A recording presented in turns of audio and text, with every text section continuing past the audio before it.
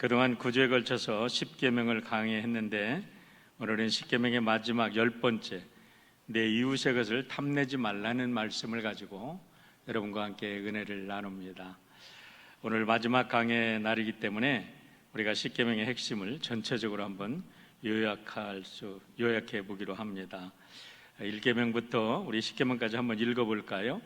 제가 1계명 하면 여러분들은 내용을 읽으시면 됩니다. 자, 제1계명, 제2계명,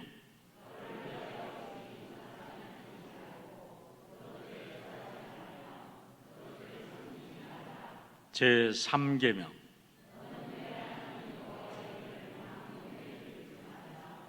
제4계명, 제5계명, 제6계명, 제7계명, 제8계명, 제9계명, 제10계명, 내 이웃의 소유를 탐내지 말라. 제가 전도사 때부터 따지면 36년을 목회를 했고요. 이제 우리 연합감리교회에 와서 목사 안수를 받고는 28년을 목회를 했습니다. 28년 목회하면서 10계명을 올해로 이제 2번째 강의를 했어요. 근데 올해 우리 10계명을 강의를 하면서 특별히 새롭게 깨달은 것은 이 10계명의 모든 것이 원죄와 관계가 있구나. 원죄의 뿌리에 다 있다라는 것을 얘기합니다. 10계명이 무슨 말씀이냐면 모든 것이 원죄와 관련이 돼가지고 이 원죄를 회복할 수 있는, 그래서 원죄의 모든 죄의 세력을 파괴하고 우리가 이 땅에 하나님 나라를 이루고 이 땅에 에덴 동산을 회복할 수 있는 모든 비결이 10계명에 있구나 하는 것을 깨닫고 하나님께 영광을 올립니다.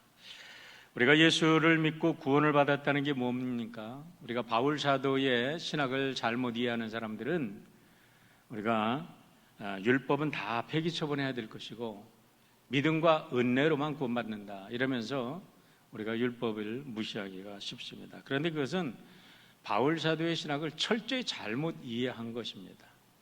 바울 사도께서 그렇게 율법을 강조한 것은 뭐냐면 율법을 지킴으로 구원을 얻을 수 있다고 믿은 것에 대해서, 잘못된 신학에 대해서 지적하는 거예요. 우리는 율법을 아무리 잘 지킨다 할지라도 우리가 죄인이기 때문에 율법을 지킴으로 해서 우리들의 행위의 공로로 인해서 구원받을 사람은 아무도 없어요. 오직 우리가 은혜를 받고 구원을 받는 것은 예수를 믿고 은혜를 받은 사람들에게만 주어지는 특별한 은총인 줄 믿습니다. 다시 말하면 내 힘으로는, 내 공로로는 구원을 받을 수 없다는 거죠. 그런데 유대인들은 공로로 구원받을 수 있다라고 전파를 했기 때문에 바울 사도가 그것을 지적한 거예요. 그거를 지적하다 보니까 이제 율법을 폐기해야 된다. 우리가 믿음과 은혜로 구원을 받는다. 그러다 보니까 우리가 율법에 대해서 순종하는 것을 우습게 생각할 때가 있는데 절대 그렇지 않아요. 바울 서신을 연구를 해보세요. 바울의 이름으로 13개의 신약이 쓰여져 있는데 바울 사도의 서신의 특징을 보면요, 앞에는 교리적인, 어떤 책이든지 그래요. 앞에는 교리적인 얘기를 합니다. 예를 들면 빌립보서 같은 거 4장밖에 안 되고 에베소도 6장밖에 안 되잖아요. 그러면 앞에는 교회론이라든가 또 잘못된 어떤 그 신학에 대한 이론을 얘기를 하고 뒤쪽에 한 해프는 분명하게 삶의 구체적인 지침을 나타내고 있는데 삶의 구체적인 지침은 모두가 계명에 관계된 겁니다. 그러니까 우리가 이제 달라지는 건 뭐냐? 예수를 믿고 달라진 것은 예수를 믿고 보니까 율법을 지켜야지만 은혜를 받는다기보다는 예수님을 믿고 구원받고 깨닫고 보니까 이거는 나쁜 짓이기 때문에, 그리고 계명을 지키는 것만이 정말 살 길이기 때문에 이제는 스스로 알아서 계명을 따라 지키는 거예요.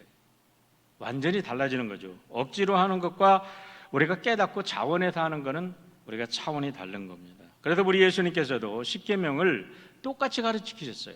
그게 뭐냐면 위대한 계명, 우리 마태복음 22장 37절로 47절을 우리가 위대한 계명이라고 얘기합니다. The Great Commandment, 가장 위대한 명령이다, 이렇게 얘기를 할 수 있죠. 그런데 우리가 22장 37절로 38절의 말씀을 보세요. 예수께서 이르시되 내 마음을 다하고 목숨을 다하고 뜻을 다하여 주 너의 하나님을 사랑하라 하셨으니 이것이 크고 첫째 되는 계명이다. 첫째 되는 계명을 10계명의 1계명부터 4계명을 요약해서 여기다 딱 넣어주시면서 하시는 말씀이 내 하나님을 마음을 다하고 목숨을 다하고 뜻을 다하여 사랑하라, 이렇게 말씀을 하신 거예요. 여러분, 하나님의 사랑이 뭡니까? 하나님을 어떻게 사랑해요? 어떤 사람들은 하나님 사랑한다고 많이 그냥 너무 아이디어하게 추상적으로만 얘기합니다. 그런데 하나님 사랑은요, 다른 데 있는 게 아닙니다.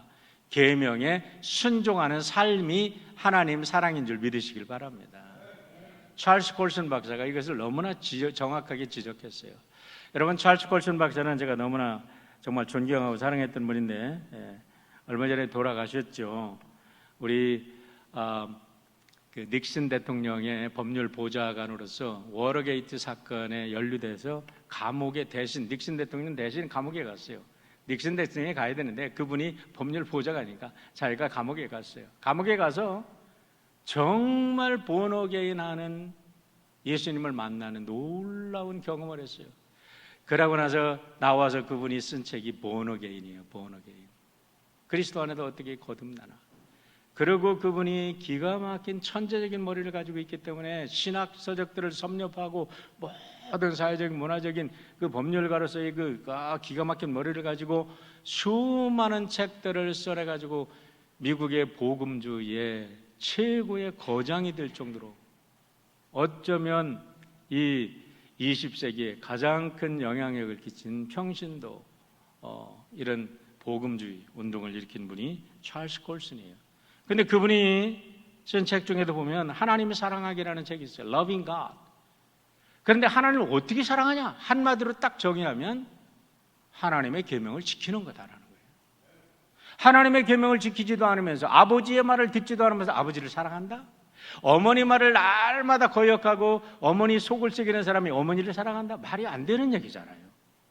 그런데 사람들은 날마다 하나님의 계명은 전혀 지키지도 않고 내가 하나님을 사랑한다고 착각을 하고 있다는 거죠. 자, 우리 예수님께도 분명히 말씀합니다. 내 마음을 다하고 목숨을 다하고 뜻을 다하여 하나님을 사랑하라. 이게 뭐예요? 예수님도 그 계명 하나님의 뜻을 지키기 위해서 예수님은 당신의 몸을 십자가에 내어 죽기까지 순종하신 분이에요. 하나님의 뜻에 순종하는 것이 여러분은 하나님을 사랑하는 줄 믿으시기를 바랍니다. 두 번째는 이웃사랑이에요. 이웃을 어떻게 사랑하라고요? 39절로 40절에도 이렇게 말합니다. 둘째도 그와 같으니 내 이웃을 내 자신과 같이 사랑하라 하셨으니 이 두 계명이 곧 율법과 선지자의 강령이니라. 자기를 사랑하는 것이 먼저입니다. 여러분, 내 몸처럼 사랑하라라는 거지요. 자기가 그리스도에서 거듭났어요. 내가 정말 거듭나 보니까 내가 정말 하나님의 자식이야. 너무나 감사해. 견딜 수가 없어. 그래서 이웃에게 그리스도를 증거하고 그리스도의 사랑을 전하고 그리스도의 사랑으로 섬기는 그 모습이 이웃사랑인 줄 믿으시길 바랍니다. 다른 데 있는 거 아니에요. 하나도 이웃을 섬기지 않으면서 이웃을 사랑한다? 그것도 말이 안 되는 거라는 거죠. 여러분, 오늘날 서구사회 현대인들의 우상이 뭐죠? 개인의 자유와 인권입니다. 이것이 너무나 지나쳐서 이제는 어린 학생들, 유치원 학생들부터 내가 남자냐 여자냐, That's your choice.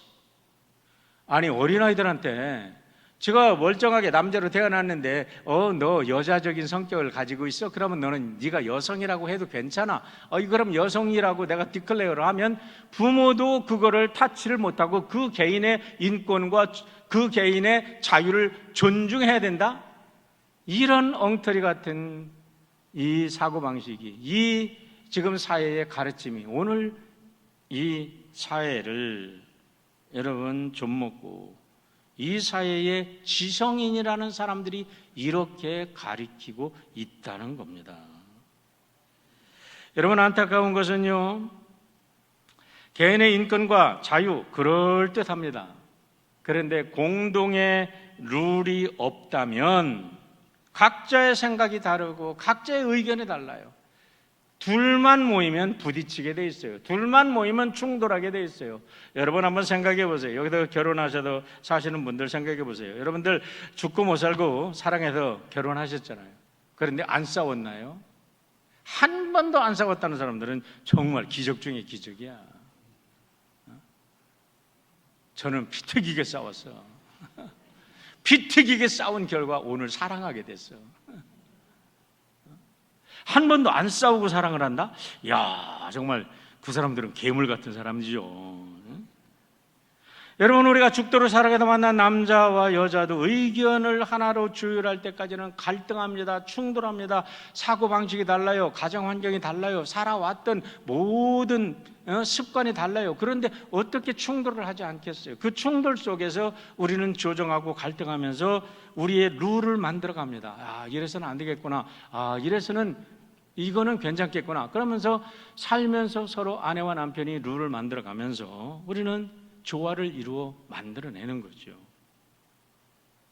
그러다 우리 하나님께서 이 세상에 80억이 넘는 사람들이 함께 조율하면서 이 땅에 얼마나 많은 사람들이 더 생길지 모르지만 그 모든 사람들이 인류의 시작부터 마지막 시대까지 모든 사람들이 더불어 함께 공동의 룰 속에서 행복하게 살라고 주신 것이 십계명이라는 거예요.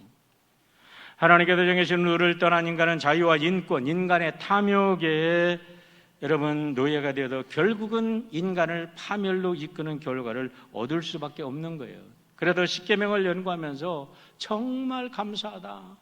이렇게 귀한 하나님의 그 최고의 룰이지만 최소의 룰로 만들어서 우리들에게 안겨주셨으니 얼마나 감사하냐. 이것을 지키기만 하면 우리는 개인의 생각과 의견은 달라도 우리는 이 땅에서 가장 아름다운 삶을 살 수 있는 하나님의 백성이고 또 이 땅에 축복을 증가하는 축복의 증인이 될 줄 믿습니다. 여기서 우리가 마음속에 새겨야 될 것은 뭐냐면 인생에는 반드시 룰이 있다는 거예요. 지켜야 될 규칙이 있습니다. 여러분, 규칙이 없이는 아무것도 할 수 없어요. 제가 유학을 하다 초창기에 이제 목사 안수를 받고 부목사로 부임을 했어요. 그랬더니 이제 그런 이제 교회에 잡다한 일들은 다 부목사님들이 하잖아요. 성가대 수련회를 가는데 저와 함께 이렇게 성가대 플랜을 하고 그러는데 성가대 대장님이 이번에는 우리 아무런 계획 없이 가서 그냥 놀겠대. 세코야 파크로 가는데.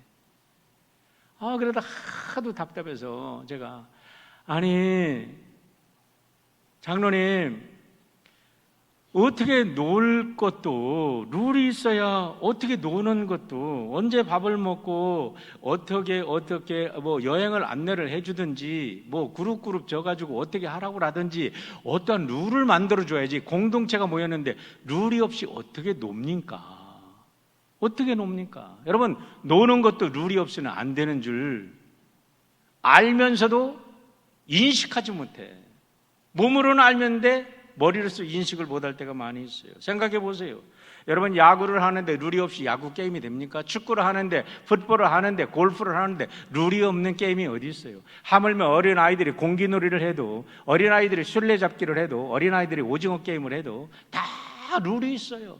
룰이 없으면 아무런 놀이도 할 수 없는 것이 인간의 삶입니다. 공동체에는 룰이 있는 거예요. 예를 들어서 하늘에 비행기가 막 떠다니잖아요. 여러분, 저 넓고 넓은 하늘에 비행기들이 제 맘대로 다니는 것 같죠? 비행기에 길이 있습니다. 관자탑의 지시를 받지 않고는 절대로 비행기가 뜰 수 없어요. 관자탑의 지시를 받지 않고는 비행기가 어디도 내릴 수가 없어요. 지 맘대로 내리면 사고 나서 죽게 돼 있어요. 혼자 죽는 것만 아니라 수많은 사람들의 생명을 파멸하고 여러분 가족을 파멸시킬 수밖에 없는 거예요. 이 세상에 교통법규 없이 프리웨이를 달린다고 상상할 수가 있네요. 그러면서도 인간들은 하나님이 주신 율법이 싫다고 던져버립니다. 이게 어찌게 된 일입니까? 이게 바로 인간의 탐심에서 나오는 죄악이라는 거예요. 그렇기 때문에 우리 예수님 하나님께서는 우리들에게 우리가 지켜야 될, 우리가 사랑해야 하고 우리가 살아가기 위해서, 행복을 위해서, 평화를 위해서 함께 지켜야 될 룰을 주신 게 십계명인 줄 믿으시기를 바랍니다. 율법 계명하니까 듣기도 싫어. 법? 아이고 우리를 억압하는 거야? No way. 그거는 우리를 행복하게 하기 위한 하나님이 내려주신 선물임을 여러분 가슴속에 이제 십계명을 정리하면서 확실하게 새길 수 있기를 주의 이름으로 축원합니다. 이제 9주 동안 인생의 최고의 룰을 배웠습니다. 마지막 룰을 듣게 됩니다. 마지막 룰이 무엇입니까? 신명기 5장 21절, 출애굽기 20장 17절에 있는 말씀입니다. 우리 함께 읽어볼까요? 내 이웃의 아내를 탐내지 말지니라. 내 이웃의 집이나 그의 밭이나 그의 남종이나 그의 여종이나 그의 소나 그의 낙이나 내 이웃의 모든 소유를 탐내지 말지니라. 한마디로 말하면 내 이웃의 소유물을 탐내지 말라. 탐심과 탐욕에 관한 말씀입니다. 이 말씀은 이미 7계명에서 간음하지 말아라, 8계명에도 도둑질하지 말아라 라는 말씀에서 이미 강조한 바가 있습니다. 그런데 다른 것이 뭐냐면 7계명과 8계명은 실질적인 행동을 하는 doing에 대한 문제예요. doing, 행위에 대한 문제라면 이 10계명은 마음에 대한 문제입니다. 존재에 대한 문제입니다. 영적인 문제입니다. being에 대한 문제예요. 그렇기 때문에 우리들의 존재에 대한 문제라는 것은 모든 계명에 다 걸리는 거예요. 탐심은 우상 숭배에 걸립니다. 왜 하나님이 정해주신, 그리고 하나님을 섬기지 못하고 우상을 섬깁니까? 탐심 때문입니다. 욕심 때문입니다. 왜 도둑질을 합니까? 왜 부모님에게 불륜을 합니까? 왜 살인을 합니까? 왜 거짓 증언을 합니까? 왜 간음을 합니까? 탐심 때문이에요.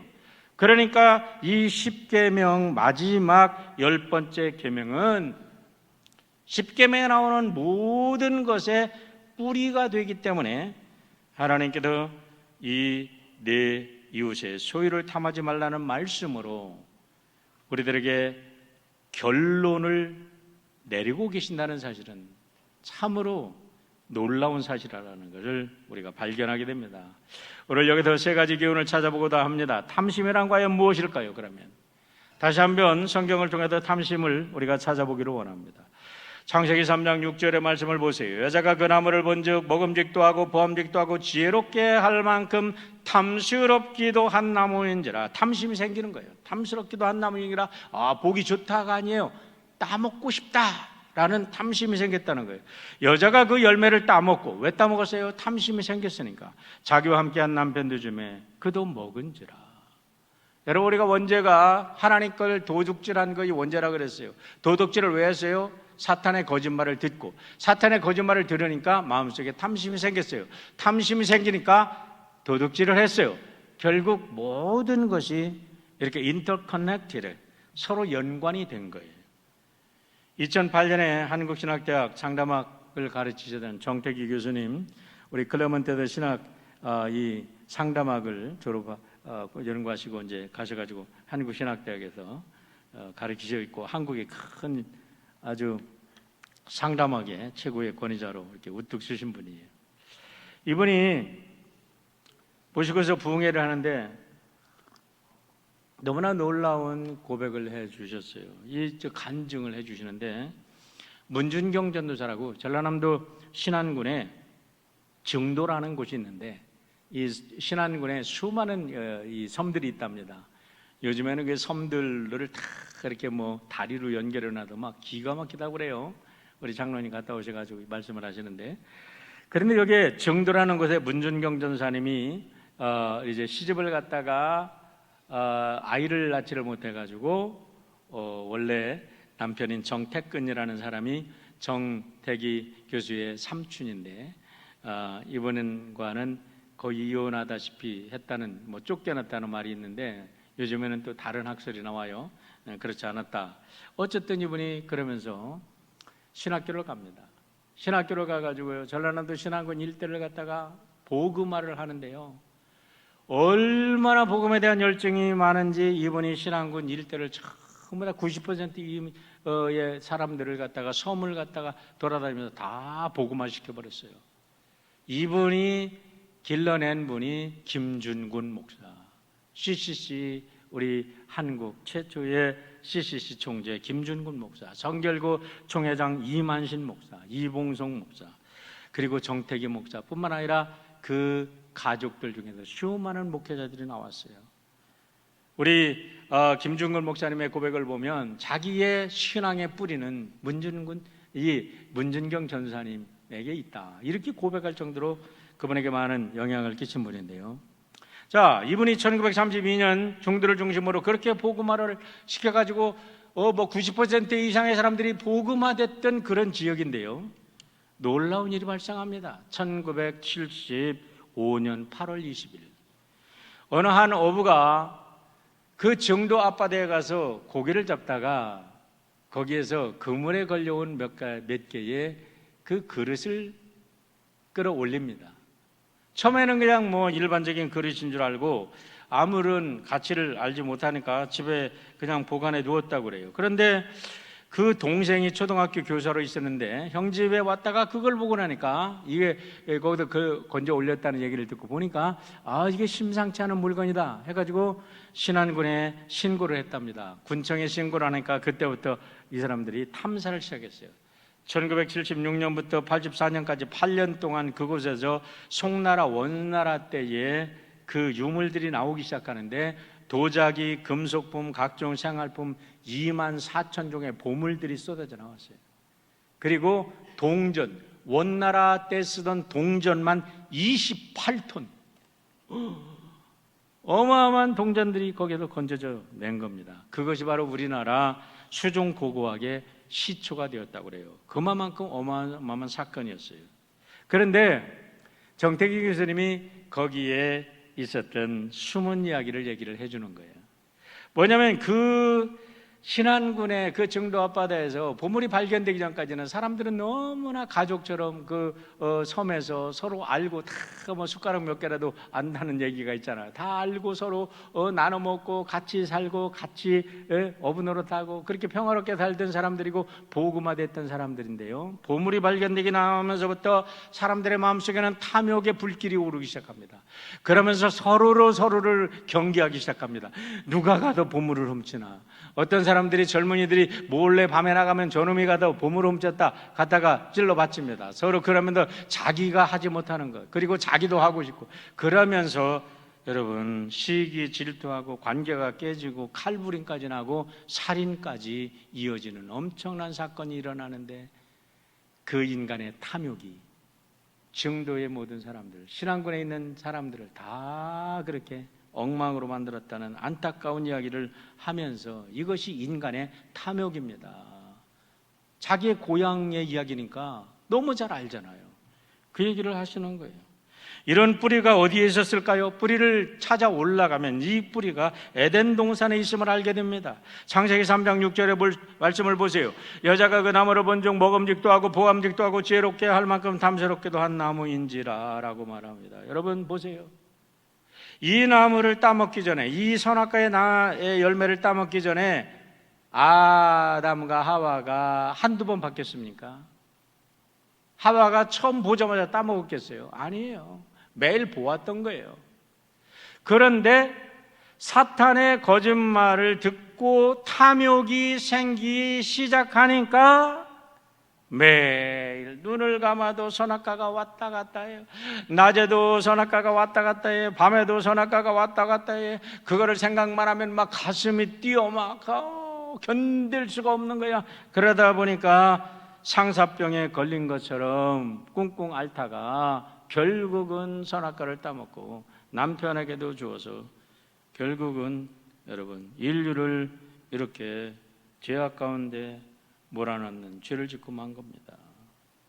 여기도 우리가 오해하지 말아야 될 것이 있습니다. 무엇을 보고 갖고 싶다는 욕망, 남이 이룬 꿈을 나도 이루고 싶다는 그 욕망, desire, 그런 desire 자체가 죄는 아니라는 겁니다. 그런 욕망이 있기 때문에 인간들은 문화를 발전하고 오늘 우리도 발전하는 거 아니겠어요? 제가 시골에서 학생으로 있고 은혜 받고 거듭난 후에 나도 목사가 되어야지, 그렇게 변화된 후에 부흥 강사님들이 오면 얼마나 부러운지 몰라요. 나도 저 목사님들처럼 저렇게 설교도 하고 정말 복음을 전하고 사람들의 영혼을 구하면 좋겠다. 자나깨나 그 꿈이야. 교편 생활을 하면서 막 애들한테 제가 약장수라는 별명을 얻었었어요. 말이 빨리빨리, 이게 충청도 사람인데 천천히 하는데 가리킬 때는 막 말을 빨리빨리, 설교도 빨리빨리 하죠. 막 그러니까 약장수처럼 막 하다가도 갑자기 나는 신학교를 가야 되는데 내가 여기에 왜 있지? 나는 복음을 전해야 되는데 왜 여기에 있지? 이러다가 그냥 제가 모든 걸 포기하고 신학교를 갔거든요. 그것처럼 우리들의 욕망이 한번, 이런 욕망은 나쁜 욕망이 아니죠. 좋은 욕망이죠. 그런데 나쁜 욕망이 뭐냐? 그 범주를 벗어나서 남의 가진 것을 내 것으로 삼으려고 하는 탐심이 문제라는 거예요. 오늘 여러분 3장 6절에 있는 나무를 한번 보세요. 하와가 지금 하와의 마음속에 있던 욕구를 한번 보시길 바랍니다. 먹음직했어요. 생리적인 욕구입니다. 의식주에 관한 기본적인 생존의 욕구, 모든 욕구를 포함하는 겁니다. 보암직했어요. 아름다워지고 싶은 욕망, 탐미적인 욕구, 문화, 예술적 욕구, 문화 창달의 욕구입니다. 지혜롭게 할 만큼 탐스럽다, 이성적인 욕구입니다. 창조적인 욕구입니다. 인간의 어떠한 과학을 발전하고 어떠한 인간의 삶의 목적을 이루고자 하는 그런 목적이에요. 그런데 놀랍게도 이런 자체는 왜 욕구가 있었나요? 하나님이 넣어주었기 때문에 있은 거죠. 하나님이 이 욕구를 넣어주지 않았다면 어떻게 이런 욕구가 있어요? 이 욕구는 생육하고 번식하고 충만하고 정복하고 다스리라는 그 기능 때문에, 그 목적론 때문에 이 욕구를 넣어주셨는데, 이 욕구를 넘어서서 이제는 남의 것을 탐하고 남의 것을 불법으로, 남의 것을 폭력으로, 남의 것을 사기로, 도둑질해서 내 것으로 취하려고 하는 그런 마음이 죄악으로 간다는 거죠. 세상에서 많은 청춘 남녀가 있습니다. 그런데 일단 혼인을 하면 더 이상 이 두 사람은 절대로 다른 사람과 나눠져서는 안 돼. 나누어 가져서는 안 돼. 우리 사랑하는 우리 영커플 신혼부부가 오늘 오셨어요. 우리 데니얼 고은양, 어저께 우리 결혼의 감사 예배를 들었습니다. 자, 그런데 이 두 사람의 사랑은요, 고유하고 독특하고 두 사람만의 것이에요. 누구와 딴 사람과 나눌 수가 없어요.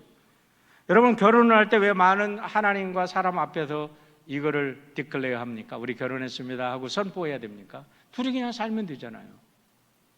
그러고 나서, 결혼을 하고 나서 왜 메리지 서티피켓을 국가기관에 등록해야 합니까?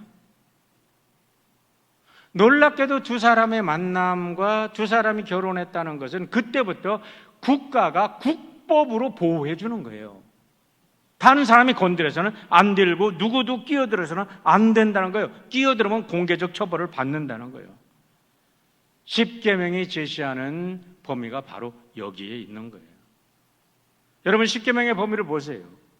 내 이웃의 가진 것을 갖고 싶거나 그 사람들이 가진 것을 너도 갖고 싶고 너도 그렇게 행하고 싶으면 열심히 일해.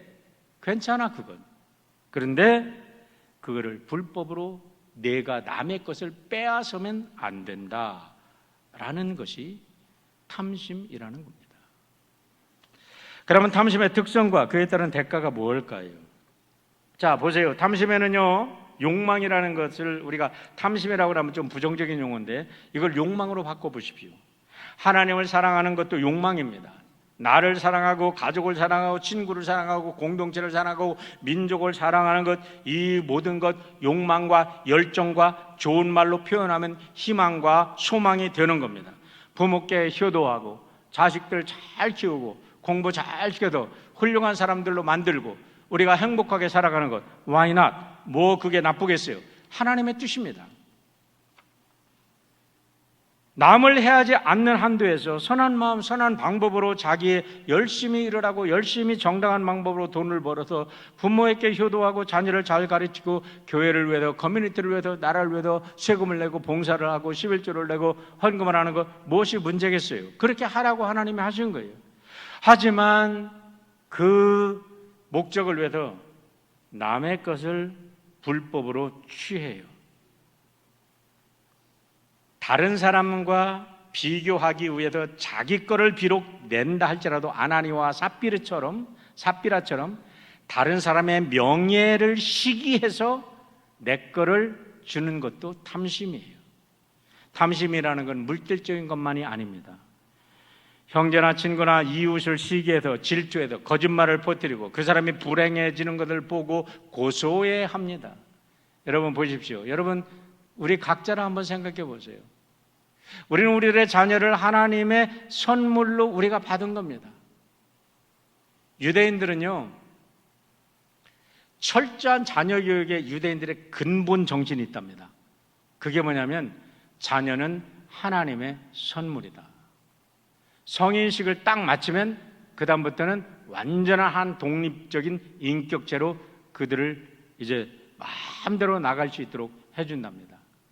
그러나 성인식을 하기 전까지는 철저하게 부모로서 하나님의 선물을 최대한으로 서포트하는 것으로 만족한 거예요. 그런데 우리는 우리의 소유물로 해서 비교합니다. 이야, 알지도 못하는 사람이 이웃집의 사람이 하버드 대학에 가서 수석 졸업을 했대. 좋은 무슨 짭을 받아가지고 100만 불, 연봉이 100만 불이래. Why not? What's the problem? 이렇게 얘기합니다. 그런데 내가 잘 알고 있는 샘터 가족이, 내가 잘 알고 있는 옆에 친구가, 동창생이 그랬대. 그러면 그 다음부터 배가 아프고 설사가 나고 밤에 잠이 안 오는 거야. 이 인간은 왜 옆에 사람은 이렇게 갖다 월급도 잘 받아오고 돈도 잘 벌어오는데 그 다음부터 남편이 꼴보기 싫은 거야. 그 다음부터 아내가 우리 아내는 왜 애들을 교육을 저 따위로 시켜가지고 그 다음부터는 막 아내가 꼴보기 싫어하는 거야. 그래서 가정이 파탄나는 거야. 왜 그렇습니까? 탐심이라는 거예요. 여러분 안 그렇습니까? 여러분은 어떻습니까? 남 얘기하자는 게 아니에요. 우리들의 모습을 보자는 거예요. 하나님께서 여러분 이 10계명을 가지고 남을 판단하라고 하셨나요? 아닙니다. 우리 자신을 보자는 거예요. 가인을 보십시오. 가인이 왜 배가 그렇게 아파도 동생을 때려 죽입니까? 혼자 예물을 드렸다면, 하나님이 안 받으셨다면 하나님이 내가 이 예물이 잘못됐나 보다 잘 갖다 또 바치고 하나님이 억셉트 할 때까지 바쳤을 거예요. 그런데 같이 바쳤는데 아벨 거는 받아들이고 자기 거는 근본적으로 잘못됐기 때문에 하나님이 안 받으셨는데 아벨 때문이라고 생각해도 탐심 때문에, 시기심 때문에 아벨을 때려 죽입니다.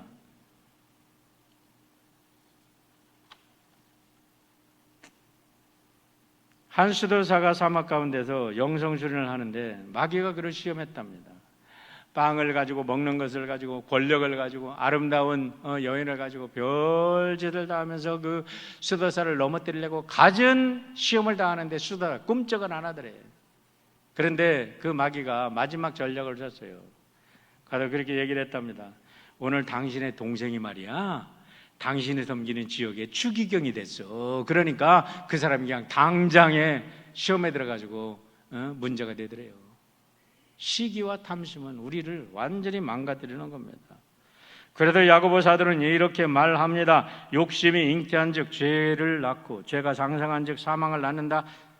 뭐라고 얘기해요? 탐심의 결과는 사망입니다. 우리가 가장 경계할 게 뭡니까? 탐심은 하나님께서 탐심을 가진 자들은 저버린다는 겁니다. 사무엘상 16장 6절을 보세요. 같이 한번 읽어볼까요? 여호와께서 사무엘에게 이르시되 그의 용모와 키를 보지 말라. 내가 이미 그를 버렸노라.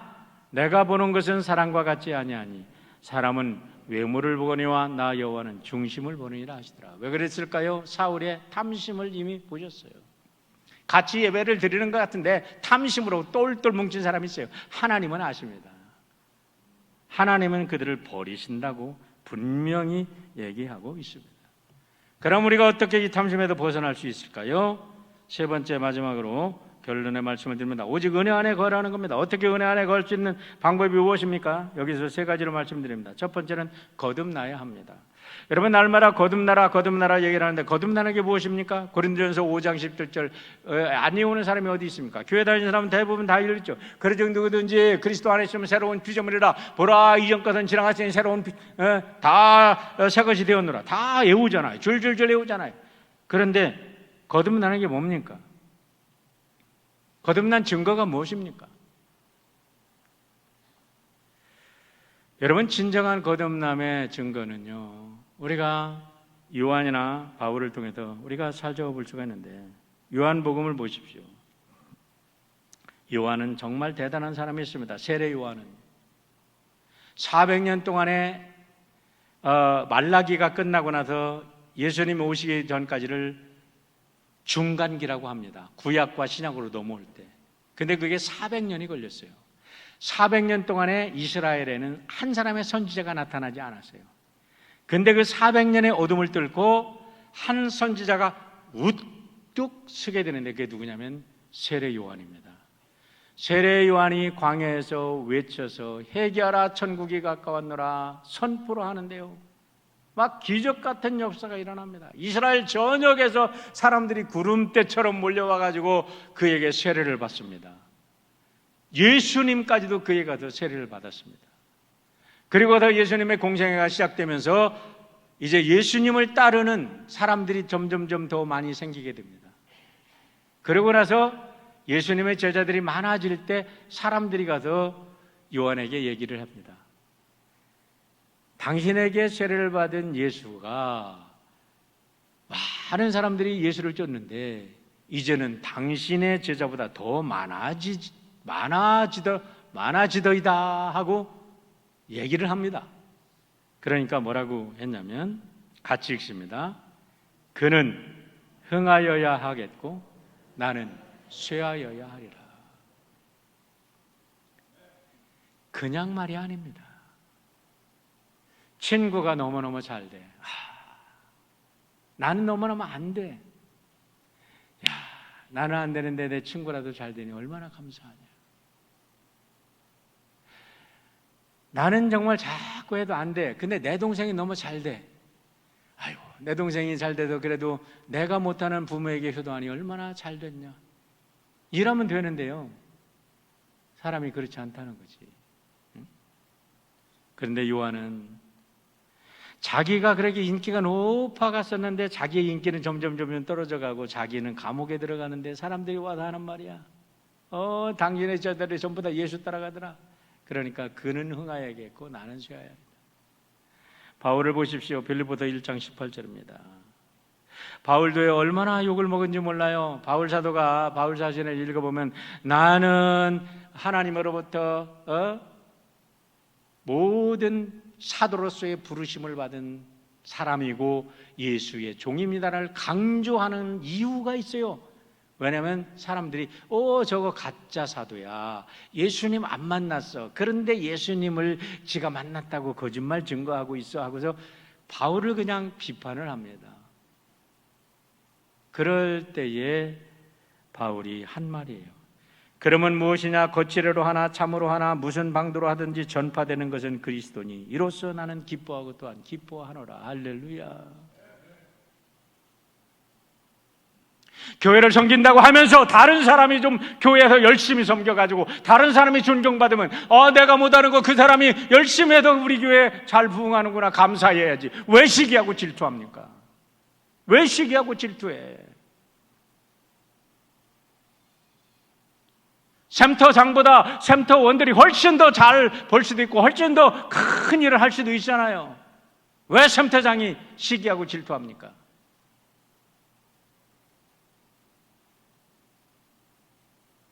여러분, 자식들이 안 될 때 부모들은 모든 것을 다 감싸 안고 비를 맞아가면서 눈을 맞아가면서 찬소리를 맞아가면서 가족의 커버를 해주면서 자녀가 잘 되기를 원하는 거, 부모의 여러분 마음 아닙니까? 그게 목사의 마음이고 그게 장들의 마음이 되어야 되지 않습니까? 그런데 왜 장로님들이 왜 시기를 합니까? 왜 권사님들이 시기를 합니까? 왜 집사님들이 서로 옆을 보면서 왜 시기를 하냐고, 왜 시기 질투를 하냐고. 그래가지고 무슨 하나님의 나라가 이루어집니까? 참 치졸합니다. 어디서 나옵니까? 탐심에서 나오는 거예요. 탐심에서 나오는 거예요. 우리의 마음을 살펴보자고요. 남 얘기하지 말자고요. 우리 예수님의 본을 따라야 됩니다. 예수님께도 뭐라고 그래요? 마귀가 들어와서 천하만국의 권세를 다 내게 줄 테니까 나한테 절만해라. 예수님이 뭐라고 하셨는지 보세요. 4장 10절로 11절에 마태복음. 예수께서 말씀하시다 사탄아 물러가라 기록되었을 때 주 너의 하나님을 경배하고 다만 그를 섬기라 하였느니라. 이에 마귀는 예수를 떠나고 전사들이 나와도 수종되니라. 여러분, 사탄아 물러가라. Get away! 지금 외치시기를 바랍니다. 탐심이 생기면. 왜 탐심의 유혹이 되어서 오늘도 선악과를 따먹으려고 합니까? 왜 탐심의 죄인이 되어가지고 오늘 그 치졸한 삶을 살려고 합니까? 남의 눈에는 다 보이는데 왜 자기의 눈에는 안 보입니까? 왜 그런지 아세요? 자기의 눈에 들보가 있기 때문에 안 보이는 거예요. 자기의 눈에는 들보를 가지고 남의 눈에 티끌을 빼자고 한다고 예수님이 말씀하지 않으셨습니까? 두 번째는 거듭나기 위해서 이 시간 결단해야 됩니다. 보세요. 제가 정말 좋아하는 말씀이 있어요. 다니엘서 1장 8절로 9절입니다. 다니엘은 뜻을 정하여 왕의 음식과 그가 마시는 포도주로 자기를 더럽히지 아니하리라 하고 자기를 더럽히지 아니하도록 환관장에게 구하니 하나님이 다니엘로 하여금 환관장에게 은혜와 긍휼을 얻게 하신지라. 하나님께서 다니엘을 언제부터 축복하셨다고요? 다니엘이 뜻을 정한 후에 축복하신 줄 믿으시길 바랍니다. 보신 거예요. 그릇이 깨끗한 거 아닌가. 다니엘이 하나님 앞에 결단을 합니다. 그 어린 것들이 하나님 앞에 결단합니다. 친구들이 함께 결단합니다. 이 자들은 쓸모가 있구나. 이 자들은 내가 아무리 축복을 줘도 괜찮겠구나. 그때부터 하나님께서 그를 축복해 주기 시작합니다.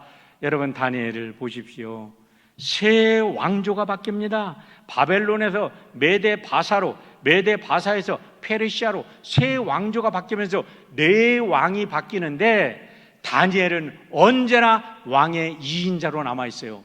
포로 시기에 최고의 하늘과 같이 빛난 사람이 누구냐면 다니엘인 줄 믿으시길 바랍니다. 왜요? 결단했기 때문에. 하나님을 위해서 결단했기 때문에.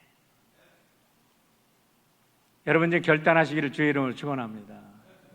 이제는 내 가슴 속에서, 내 마음 속에서, 내 영혼 속에서 탐심은 물러가라. 깨끗하게 탐심이 물러가고 깨끗한 성령이 나를 주관하시면 하나님께서 하늘문을 활짝 여시고 여러분에게 마음껏 축복해 주실 것을 믿으시기를 바랍니다. 마지막으로 하나님 안에서 자족하고 탐심을 제어하십시오. 하나님 안에서 자족해야 돼요. 디모데전서 6장 6절 보세요. 그러나 자족하는 마음이 있으면 경건은 큰 유익이 되느니라. 만족하는 마음이 있으면 하나님을 섬기는데 큰 유익이 된다는 거예요. Godly life. 경건이라는 게 영어로 표현하면요, Godly life. 하나님이 원하시는 대로 사는 삶이에요. 어떻게? 자족하는 마음, 만족하는 마음. 오늘 나에게 주신 게 만족해. 남편관을 파는 백화점이 문을 열었답니다. 그 백화점에 가면 마음대로 남편감을 골라 살 수 있어요. 제가 취재할 수 있었대요. 이제 한 가지 규정이 있는데, 한 번 백화점에 가면 되돌아올 수 없어. 그 길을 가면 되돌아올 수 없어. 1층에서 보고 2층으로 올라가면 1층으로 내려가면 안 돼. 2층을 보고 3층 올라가면 2층으로 내려가면 안 돼. 1층을 가봤더니 직업이 좋고 아이들을 좋아하는 남편감들이 쫙 있더래. 2층에는 뭐가 있을까 하고 2층에 올라가 봤더니 돈 잘 벌고 아이를 좋아하고 잘생긴 남자 신랑감들이 쫙 있더래. 야, 이게 뭐 5층까지 있으니까 더 좋은 게 있겠지. 3층 올라가 봤더니 돈도 잘 벌고 아이도 좋아하고 잘생기고 집안일을 잘 챙기는 남자들이 쫙 있더래. 4층에 올라가 봤더니 돈도 잘 벌고 아이도 좋아하고 잘생기고 집안일도 잘하고 로맨틱한 사람이 있더래. 이 남자들이 쫙 있더래. 야, 5층에 가면 더 좋은 게 있겠지 하고 올라갔더니 탐욕이 지나치시군요. 당신은 꽝입니다. 내려가십시오. 딴 길로 내려왔답니다. 이게 선악과예요. 하나님께서 모든 만족할 거 다 주셨는데 조금만 더 이거 하면 만족을 모르는 인간들이 탐심을 제어하지 못해서 결국은 인간을 삶을 망친다는 거죠. 여러분, 레오 톨스토이 세계적인 문호라고 하지만 세계적인 천재입니다. 그 책들을 읽어보면요, 천재가 아니고는 그런 책을 쓸 수가 없어요. 세계 문화와 정치와 사회 모든 것을 인간의 심리까지 파고들어서 어떻게 그렇게 기가 막힌 글들을 썼는지 정말 천재, 하나님이 내신 천재다. 근데 그 사람이요, 세상에서 가장 중요한 사람은 누구냐? 3가지를 얘기했는데, 세상에서 가장 중요한 사람 누구라고요? 내 옆에 있는 사람. 세상에서 가장 중요한 일이 뭐라고요? 지금 하는 일. 세상에서 가장 귀한 시간, 지금. 세상에는 3가지 금이 있답니다. 황금이 있고 소금이 있고 지금이 있는데 지금보다 귀한 금은 없어.